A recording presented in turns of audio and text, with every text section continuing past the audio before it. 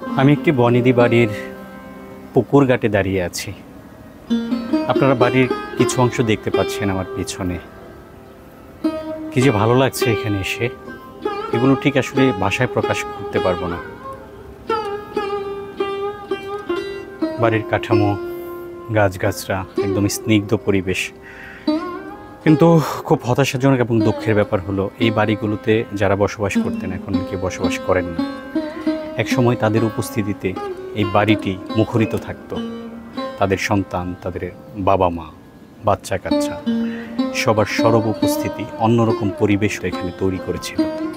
কিন্তু আজ সেখানে একেবারেই শূন্য, কেউ নেই।